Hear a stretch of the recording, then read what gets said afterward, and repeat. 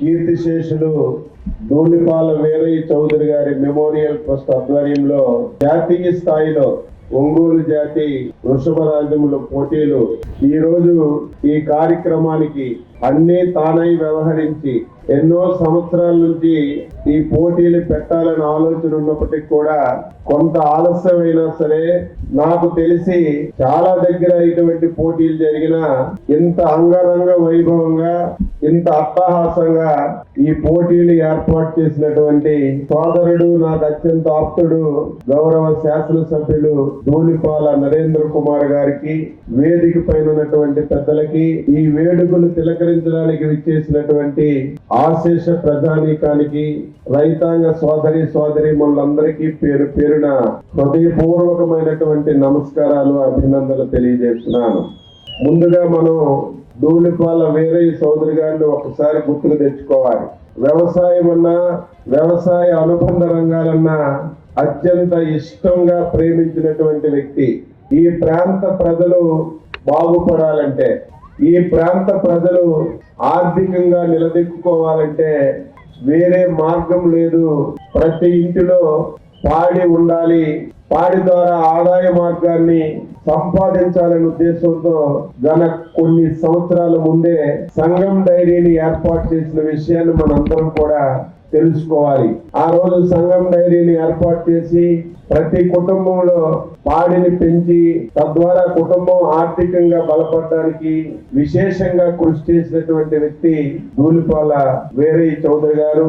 ఆయన వారసుడుగా రాజకీయాల్లోకి వచ్చి రాజకీయాలతో పాటుగా వీరయ్య చౌదరి గారి ఆశయం ఈ ప్రాంతంలో ఈ డైరీ ఇంకా అభివృద్ధి జరగాలి, ఈ డైరీ ద్వారా చాలా మంది పేదవాళ్ళు ఆర్థికంగా బలపడాలని ఏ ఆలోచనతో ఆ రోజు ముందుకెళ్లారో అదే ఆలోచనతో ఈ రోజు నడిపిస్తున్నటువంటి వ్యక్తి సోదరుడు నరేంద్ర కుమార్ అని చెప్పి మీ అందరికీ తెలియజేస్తున్నాను.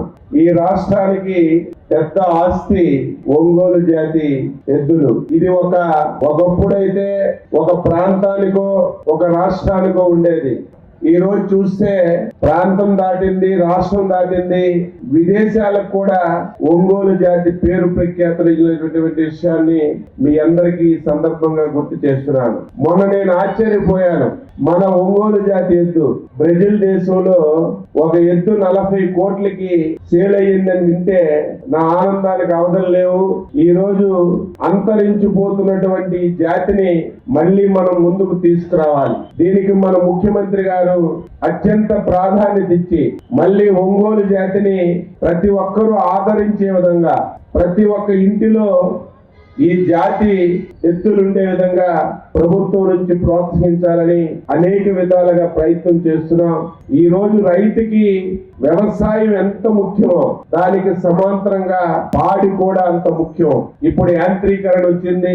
యాంత్రీకరణ రావడం వల్ల ఈ జాతులన్నీ కూడా అంతరించిపోతున్నాయి. మళ్ళీ మనం ఒంగోలు జాతిని పూర్వ వైభవానికి తీసుకురావడానికి రాష్ట్ర ప్రభుత్వం తరఫున మా వంతుగా అన్ని విధాల సహాయం చేస్తామని రైతాంగానికి మాటిస్తూ ఈ రోజు ఈ వేడుకలు చూస్తే నా ఆనందానికి అవధులు లేవు. చాలా వేడుకలకు వెళ్ళాను, చాలా పోటీలకు వెళ్ళాను, కానీ ఇంత సిస్టమేటిక్ గా ఇంత డిసిప్లైన్ గా ఎక్కడా జరిగినటువంటి సందర్భాలు లేవు. చాలా దగ్గరలో 50, 60, 70 జతలు పాల్గొన్నాయి. కానీ ఈ రోజుకే 125 జతలు పాల్గొనడమే కాకుండా రేపు ఫైనల్ అయ్యేసరికి 150 జతల వరకు చేరుకుంటాయంటే ఎంతవరకు జరిగినటువంటి పోటీల్లో ఇవి అతి పెద్ద పోటీలని సందర్భంగా తెలియజేస్తూ ఈ రోజు ఈ కార్యక్రమంలో నన్ను భాగస్వామ్యం చేసినటువంటి సోదరుడికి మరొకసారి హృదయపూర్వకంగా అభినందిస్తూ ఈ కార్యక్రమాన్ని రేపు కూడా బాగా మీ అందరూ పాల్గొని ఈ కార్యక్రమాన్ని విజయవంతం చేయాలని చెప్పి కోరుతూ అందరికీ నమస్కారం. Thank you.